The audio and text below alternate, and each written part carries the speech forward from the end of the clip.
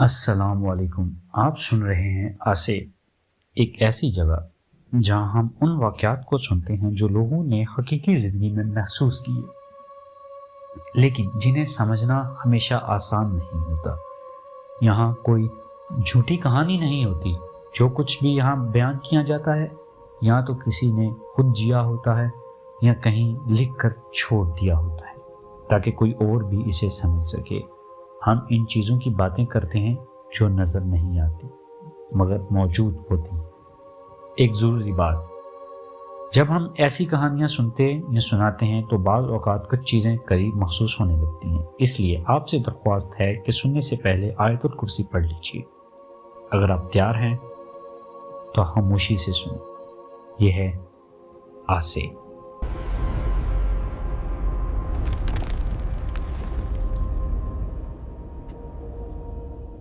اس کہانی کا لکھنے والا اپنا نام نہیں بتاتا۔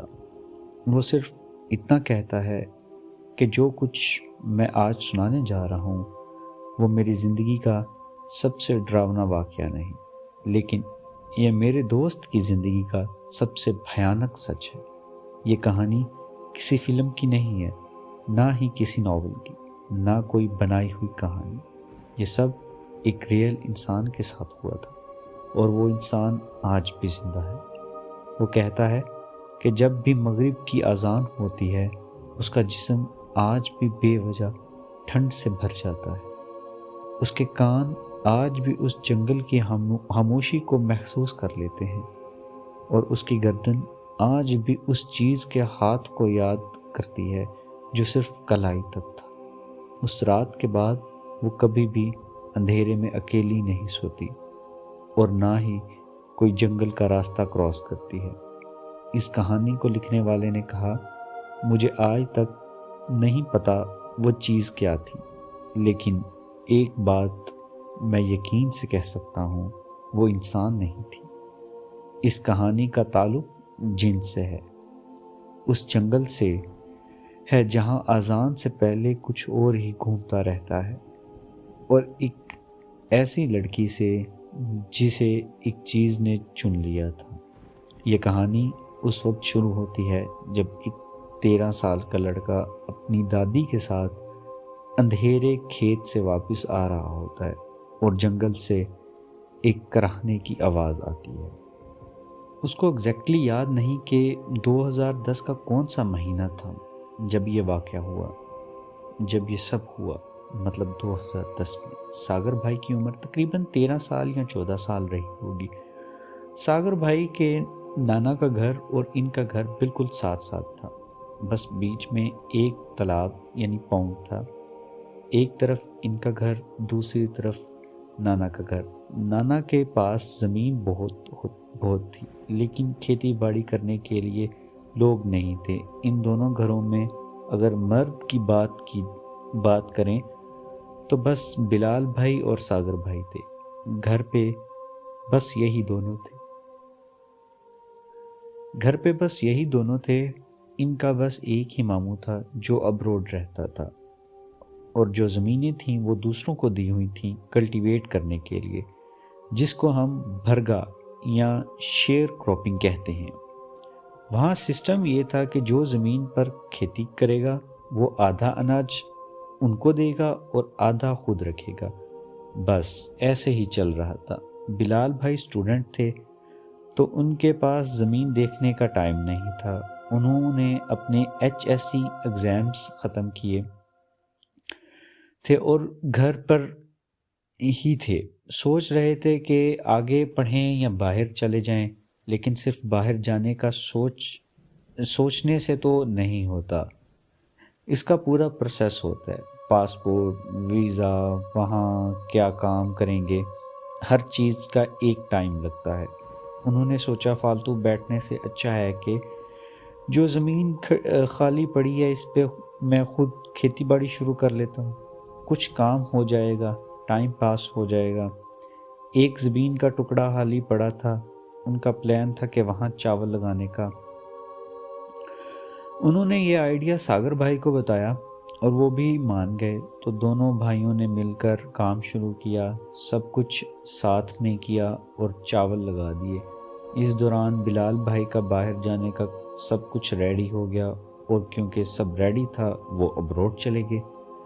اب ان دونوں گھروں میں اکیلا مرد یہ ساگر بھائی رہ گیا، پر وہ بھی بس 13 یا 14 سال کا ہے۔ اس عمر میں اس کو زمین دیکھنی پڑ رہی تھی، اس کو صحیح سے پتہ بھی نہیں تھا کہ کب کہاں کیا کرنا ہے، کھاد ڈالنی ہے، کیا کرنا ہے۔ اس وجہ سے جب وہ گھر سے زمین کی دیکھ بھال کر رہا تھا، وہ لوگوں سے پوچھتا رہتا کہ اب کیا کرنا ہے، تب کیا کرنا ہے، کیا کرنا چاہیے، کیا چیز لانی ہے۔ بس ایسے ہی وہ چیزیں مینج کر رہا تھا، ایسے ہی چل رہا تھا۔ پھر جس دن وہ حادثہ ہوا، مجھے یاد ہے وہ بدھ یعنی ویڈنسڈے کا دن تھا۔ گاؤں میں مانا جاتا ہے کہ بدھ کا دن بھوتوں کا دن ہوتا ہے، جس دن ڈراؤنی چیزیں ہوتی ہیں۔ اتفاق سے یہ انسیڈنٹ بھی بدھ کو ہی ہوا۔ تو ایک دن وہ کھیت میں پانی لگانے جا رہا تھا۔ وہاں سسٹم یہ ہوتا ہے کہ جس کی زمین میں پانی لگنا ہے وہ 1 لیٹر ڈیزل لے کر جائے گا، اور مشین 1 گھنٹے تک پانی پمپ کرے گی۔ مشین کسی اور کی ہوتی تھی، اور وہ یا تو فصل کا کچھ حصہ لیتے تھے یا پیسے، ہر کسی کے ساتھ الگ ایگریمنٹ ہوتا تھا۔ تو وہ بھی تیل اور ڈیزل لے کر گیا۔ وہ دوپہر میں گیا اور دیکھا کہ کوئی اور پہلے سے لائن میں ہے۔ ان کے کھیت میں 1 گھنٹہ پانی لگنے کے بعد اس کی باری آنی تھی۔ تو مشین والے نے اس کو بولا، بیٹا تم 1.5 گھنٹے بعد آنا۔ 1.5 گھنٹے بعد کا مطلب تھا کہ مغرب کی نماز سے بالکل پہلے آنا۔ اب وہ یہ کرتا ہے کہ وہ واپس گھر آیا اور بتایا کہ مشین والے نے بعد میں بلایا ہے۔ تو وہ بعد میں واپس گیا، لیکن اس بار وہ اکیلا نہیں گیا، وہ اپنی دادی کو ساتھ لے گیا، کیونکہ شام ہونے والی تھی اور وہاں تقریباً 1 گھنٹہ لگنے والا تھا۔ وہ چھوٹا بچہ ہی تھا، 13-14 سال کا، اس لیے دادی کو ساتھ لے لیا۔ تھوڑی دیر بعد اس کی باری آئی جو اسکیجول تھی۔ وہ اپنی زمین کا ایک بند کھول دیتا ہے۔ بند یعنی کہ جو نالا ہوتا ہے جس کے تھرو پانی آنا ہوتا ہے، ہم اس کا تھوڑا سا اس کو اوپن کر دیتے ہیں تاکہ پانی اس کے اندر سے زمین کو لگ جائے۔ ایک بند کا ایک حصہ کھول دیتا ہے تاکہ پانی اندر آ سکے۔ ایسے زمین میں پانی لگتے وقت ایک چیز کا دھیان رکھا جاتا ہے، پانی ایک لمٹ تک ہی دینا ہوتا ہے۔ زیادہ پانی ڈینجرس ہو سکتا ہے۔ ایک ٹائم کے بعد وہ کھلا حصہ واپس مٹی سے بند کر دیا جاتا ہے، ورنہ زیادہ پانی کھیت میں فلڈ کر سکتا ہے اور فصل کو نقصان دیتا ہے۔ تو اس سب محنت میں اس کو تقریباً 1 گھنٹہ لگا، اور تھوڑا اوپر ٹائم بھی لگ گیا پانی لگانے میں۔ اس دوران چاروں طرف گھپ اندھیرا ہو گیا تھا۔ اس کی دادی بھی وہیں کھڑی تھی۔ جب پانی لگنا ختم ہوا، وہ اور دادی واپس گھر کی طرف چل پڑے۔ جب وہ گھر کی طرف جا رہے تھے، راستے کے سائیڈ میں ایک جھاڑی یا جنگل جیسے حصہ تھا۔ اچانک انہوں نے ایک کراہنے کی آواز سنی۔ جنگل میں ایسی آواز سن کر ساگر ڈر گیا اور دادی کو کس کے پکڑ لیا۔ پھر دادی نے کہا، ارے یہ کراہنے کی آواز، یہ تو کسی انسان کی لگ رہی ہے، کوئی بھوت پریت نہیں، چل تھوڑا پاس جا کر دیکھتے ہیں۔ وہ ڈر رہا تھا، لیکن وہ دونوں اندھیرے میں آگے گئے۔ انہوں نے دیکھا تو ایک لڑکی زمین پر پڑی لیٹی ہوئی تھی، تڑپ رہی تھی اور کراہ رہی تھی، اور یہ لڑکی کوئی اور نہیں بلکہ ساگر کی اپنی کزن یعنی پھپھو کی بیٹی تھی۔ وہ بھی سیم ایج کی، 13 سال کی یا 14 سال کی تھی۔ جیسے ہی دادی نے لڑکی کو دیکھا، وہ چیخ پڑی اور اس کو گلے لگا لیا۔ جس بل دادی نے اس کو گلے لگایا، لڑکی بے ہوش ہو گئی اور اس کا کراہنا بند ہو گیا۔ اگر کوئی زہر کھا لیتا ہے تو منہ سے جھاگ نکلتا ہے، ویسا ہی کچھ اس کے منہ سے نکل رہا تھا۔ دادی اکیلی اس کو اٹھا کر گھر لے آئی۔ گھر لے لانے کے بعد انہوں نے اس کو آنگن میں لٹایا اور اس پہ پانی ڈالنے لگے۔ کچھ لوگ سوچ رہے تھے کیا لڑکی نے غصے میں آ کر پھر سے زہر کھا لیا، پر وہ یہاں زہر کیوں کھائے گی؟ اور ایسا کوئی انسیڈنٹ ہوا بھی نہیں تھا کہ وہ زہر کھائے، اور سمٹمز دیکھ کر لگ بھی نہیں رہا تھا کہ اس نے کچھ کھایا ہے۔ خیر، کچھ لوگ اس کے سر پہ پانی ڈال رہے تھے، باقی لوگ تیل گرم کر کے اس کے ہاتھ پیر کی مالش کر رہے تھے۔ تقریباً آدھے گھنٹے یا 40 منٹ بعد اس کو ہوش آیا، اور ہوش آتے ہی وہ رونے لگی اور چیخنے لگی۔ پھر سب اس کو بولنے لگے، ڈرو مت، تم گھر پہ ہو، پریشان مت ہو، ہم سب تمہارے ساتھ ہیں۔ تب جا کر وہ تھوڑا شانت ہوئی۔ اس نے بتانا شروع کیا کہ اصل میں کیا ہوا تھا۔ اس نے بتایا کہ وہ شام سے پہلے ملنے آئی تھی، اب اندھیرا ہو رہا تھا۔ اس بیچ میں ساگر کی ممی نے لڑکی کو ایک لائٹ دی اور کہا ساگر کی دادی اور ساگر گھر کے پیچھے کھیت میں پانی لگانے گئے ہیں، ان کی باری پہلے نہیں آئی تھی، بعد میں ملی اس لیے وہ ادھر گئے ہیں، تم یہ لائٹ ان کو دے آؤ، ان کے پاس روشنی نہیں، ان کو واپس لے آؤ۔ تو ساگر کی ممی نے اس کو لائٹ کے ساتھ بھیج دیا۔ اب لڑکی نے کیا کیا، وہ اس راستے سے جا رہی تھی جو جنگل کے بیچ سے جاتا ہے۔ اصل میں وہ کافی بڑا راستہ ہے، خیر وہ کافی بڑا ایریا ہے۔ جو میں جنگل بول رہا ہوں یہ بیسیکلی کوئی جنگل، بڑا جنگل یا گھنا جنگل نہیں ہے، بس دور دور تک پیڑ ہیں، اور یہ چھوٹی جھاڑیاں ویسا ٹائپ کا ایریا تھا۔ اور لڑکی 13-14 سال کی تھی، وہ اچھلتی کودتی اس جنگل کے راستے سے جا رہی تھی کہ اچانک وہ کسی چیز سے ٹکرا گئی۔ ٹکرانے کے بعد وہ گر گئی اور لائٹ دوسری طرف جا گری۔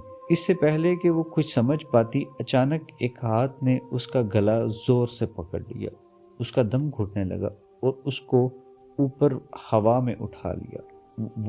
وہ نہ چیخ پا رہی تھی، نہ ہی اس ہاتھ سے خود کو چھڑا پا رہی تھی، لیکن جب اس نے اس ہاتھ کو اپنے ہاتھ پکڑا تاکہ اس کو ہٹا سکے، لیکن جب اس نے اس ہاتھ کو اپنے ہاتھ سے پکڑا تاکہ اس کو ہٹا سکے، اس کو محسوس ہوا کہ وہ ہاتھ صرف کلائی تک ہیں اور اس کے آگے کچھ بھی نہیں۔ مطلب سچویشن ایسی تھی، بس ہاتھ صرف کلائی تک تھے اور کوئی باڈی نہیں تھی، اور وہ کلائی ان 5 انگلیوں کے ساتھ اس کا گلا دبا رہی تھی۔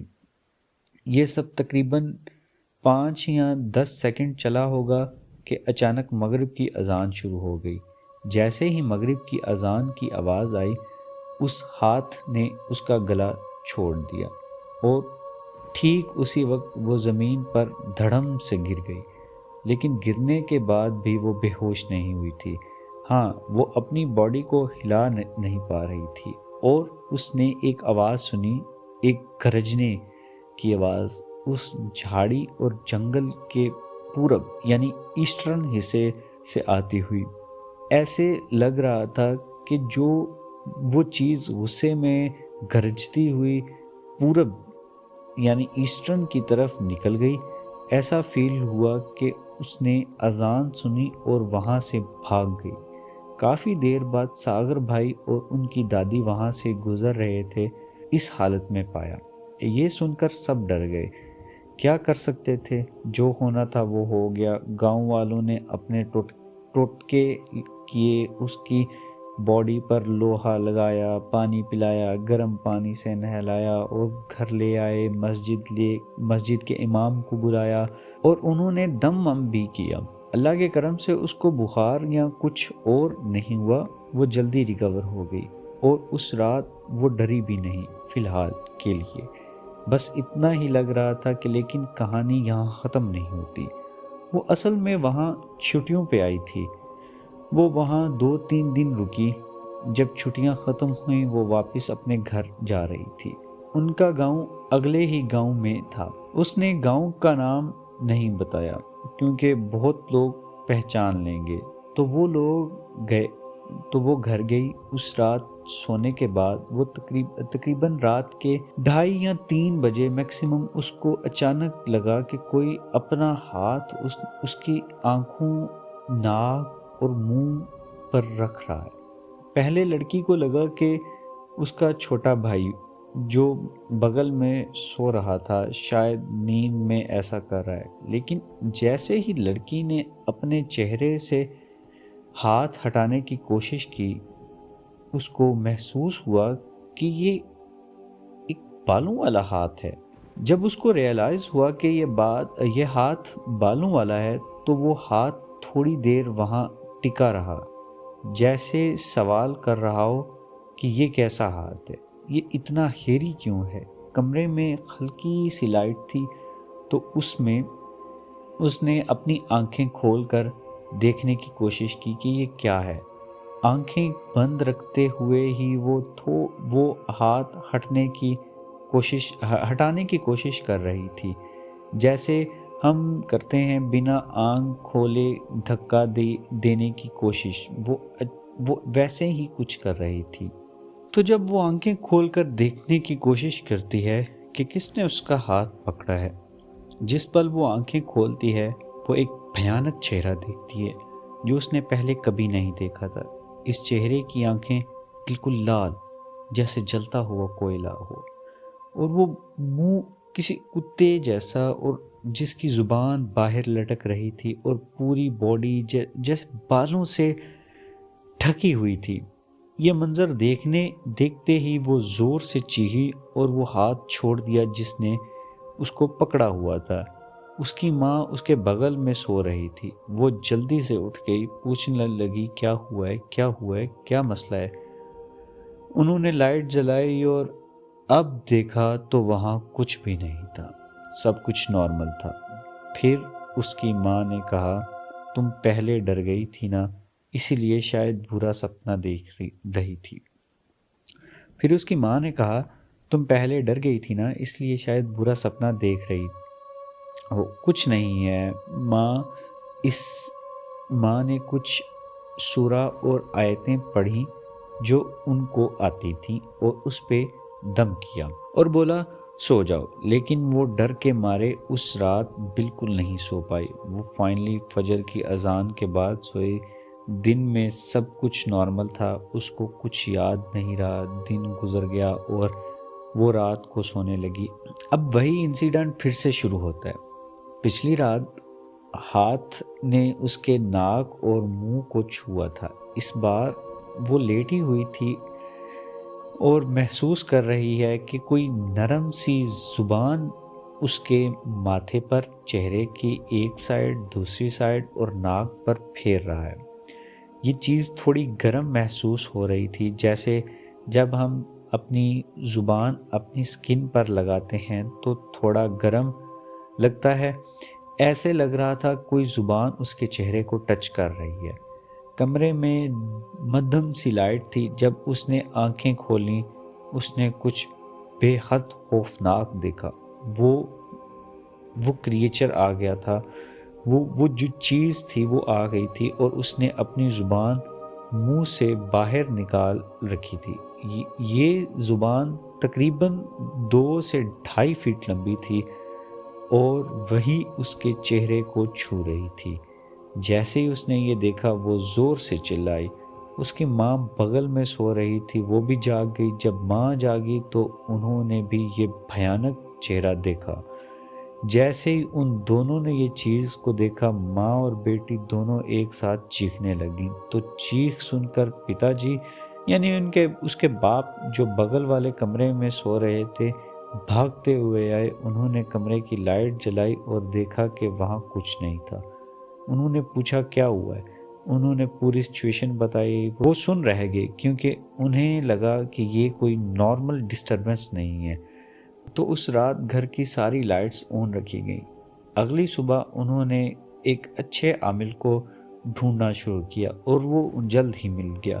جب کہ انہوں نے کچھ شروعاتی جھاڑ پھونک کیا، انہوں نے عامل کو گھر آنے کی دعوت دی تاکہ وہ کچھ کام کر سکیں۔ عامل نے کہا کہ وہ گھر آئیں گے لیکن شام کے بعد، کیونکہ ان کے پاس اور بھی کام ہیں، لیکن انہوں نے ہدایت دی کہ اپنی بیٹی پر کڑی نظر رکھنا اور دھیان دینا کہ وہ کسی بھی حالت میں اکیلی باہر نہ جائے۔ انہوں نے بتایا اور سمجھایا کہ وہ ابھی نہیں آ سکتے کیونکہ انہیں کچھ چیزیں جمع کرنی ہیں جو وہ شام کو اپنے ساتھ لائیں گے۔ انشاءاللہ وہ شام کو آئیں گے اور اپنے ساتھ ایک اور بندے کو جو رقیہ کرنا جانتا ہے اس کو بھی لے کے آئیں گے۔ انہوں نے اس کمرے میں رقیہ کرنا شروع کیا جہاں یہ پرابلم ہوئی تھی۔ تقریباً 2 سے 3 گھنٹے تک اس کے بعد انہوں نے کہا کہ یہ چیز اب اس کو کبھی پریشان نہیں کرے گی، اور وہ اس شیطان جن کو قید کر رہے تھے پھر انہوں نے کچھ عمل بتائے اور ہدایت دی کہ لڑکی کو یہ عمل شادی ہونے تک جاری رکھنے ہوں گے۔ اللہ کے کرم سے اس نے وہ عمل کیے اور آخر کار اس کی شادی ہو گئی۔ اب تو اس کی 2 بیٹیاں بھی ہیں ماشاءاللہ، حالانکہ وہ جن اس کے پیچھے کیوں پڑا یہ راز اس نے کبھی ایکسپلین نہیں کیا، اور اس وجہ سے وہ ریزن آج تک ان نون ہے۔ یہ تھی وہ کہانی۔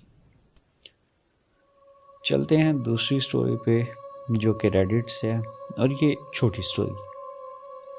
لکھنے والے لکھتے ہیں، میں ساؤتھ ایشیا سے ہوں جہاں جنات اور کالے جادو کی کہانیاں بہت عام ہیں۔ بچپن سے جب بڑا ہو رہا تھا مجھے ہمیشہ لگتا تھا کہ یہ سب لوگ بس ان کا وہم ہے، یہ لوگ مینٹل النس کو یا صدمے کو غلط سمجھ رہے ہیں۔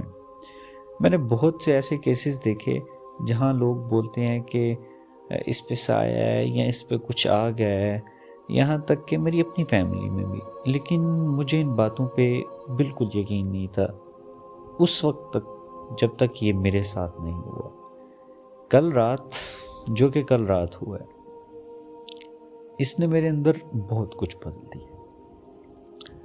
رات کو 12:30 بجے بج رہے تھے، میرا انٹرنیٹ بند ہو گیا تھا، تو میں نے اپنے دوست کو کال کیا جو بالکل میرے برابر والے گھر میں رہتا ہے کہ بھائی آ کر مجھے ہاٹ اسپاٹ دے دے۔ وہ آ گیا اور میرے کمپیوٹر کے پاس بیٹھ گیا۔ میں اپنا کام کر رہا تھا کہ اچانک بنا کسی وجہ کے وہ بس وہاں جام ہو گیا۔ جی میرا کمپیوٹر نہیں، میرا دوست بالکل پتھر بن گیا، نہ پلک جھپک رہا تھا نہ ہل رہا تھا۔ میں اس کا نام لے رہا تھا، اس کو ہلا رہا تھا پر کوئی ری ایکشن نہیں۔ ایسا لگ رہا تھا جیسے وہ وہاں ہے ہی نہیں، بس باڈی پڑی ہے۔ پھر اچانک کچھ منٹ بعد وہ ہلا، اس نے میری طرف دیکھا اور اس کی آواز بدل چکی تھی، پہلے سے کافی ٹھنڈی اور بھاری آواز تھی۔ اس نے بس اتنا بولا، میرے ساتھ چلو، ہمیں کچھ باہر نکالنا ہے۔ پتہ نہیں کیوں پر مجھے ڈر نہیں لگا، بس جانے کا شوق تھا کہ یہ کر کیا رہا ہے۔ میں اس کے پیچھے چل دیا۔ وہ سیدھا اس ٹوٹے پھوٹے پرانے کمرے میں گھسا جو اس کے گھر کے پیچھے بنا ہوا ہے۔ وہ جگہ بہت گندی اور بیکار پڑی رہتی تھی، کوئی وہاں جاتا نہیں تھا۔ اس کی چھت یعنی سیلنگ جو ہے لکڑیوں کی بنی ہوئی تھی اور اوپر اس کے سوکھی مٹی پڑی تھی۔ وہاں سے عجیب سی بدبو آتی تھی اور وہ کمرہ بس گرنے ہی والا تھا۔ وہ ذرا سا بھی نہیں رکا، نہ ہی اس نے کچھ سوچا۔ وہ سیدھا ایک کونے میں گیا اور مجھے بولا کہ اپنی لائٹ ادھر مارو۔ پھر بنا ڈھونڈے یا ٹٹولے اس نے سیدھے ہاتھ ڈال کر کپڑے میں لپٹی ہوئی ایک چیز نکالی۔ جب کھولا تو اس کے اندر ایک پرانا مڑا ہوا کاغذ تھا، ایک تعویذ۔ پھر وہ دوسرے کونے میں گیا اور وہاں سے ایک اور نکالا، اور پھر 2 اور نکالے۔ وہ تکا نہیں لگ رہا تھا، اس کو پتا تھا کہ وہ چیزیں کہاں چھپا کے رکھی گئی ہیں۔ وہ واپس میرے کمرے میں آیا اور اچھی طرح ہاتھ منہ دھویا۔ پھر اس نے وہ 4 تعویذ مجھے پکڑائے اور بولا، انہیں جلا دو اور ان کی راکھ یعنی ایشز کو ہوا میں اڑا دو۔ اس نے انہیں دوبارہ ہاتھ نہیں لگایا۔ میں نے جلانے کی کوشش کی، میرا لائٹر خراب ہو گیا اور شاید ٹوٹ گیا۔ میں نے دوسرا لائٹر اٹھایا پر کچھ نہیں ہوا۔ وہ کاغذ آگ پکڑ ہی نہیں رہے تھے، وہ جل ہی نہیں رہے تھے، وہ جلنے کو تیار ہی نہیں تھے۔ تب مجھے پہلی بار فیل ہوا کہ یہ سب کتنا ریئل ہے۔ آہٹ تنگ آ کر میں نے انہیں باہر پھینک دیا۔ اس کے فوراً بعد وہ دوست وہیں زمین پر گر گیا، پورے سجدے کی حالت میں۔ تھوڑی دیر وہاں بالکل خاموش پڑا رہا، پھر اٹھ کر ایسے بیٹھ گیا جیسے کچھ ہوا ہی نہ ہو۔ اس کو کچھ بھی یاد نہیں تھا کہ ابھی کیا ہوا ہے۔ میں نے کبھی جنات پہ یقین نہیں کیا تھا، پورا تو کبھی نہیں۔ میں ہمیشہ لوجک اور دماغ کی سنتا تھا، لیکن کل رات کے بعد میں ان سب باتوں پر سوال اٹھا رہا ہوں جو مجھے لگتی تھیں کہ میں جانتا ہوں۔ کچھ تو ہوا تھا وہاں پہ، کچھ سچ میں ہوا تھا، اور یہ چیز میرے دماغ کے ساتھ اس سے کہیں زیادہ کھیل رہی ہے جتنا میں نے سوچا تھا۔ جی، یہ تھی آج کی سٹوریز۔ ملتے ہیں نیکسٹ سٹوری میں، تب تک اللہ حافظ۔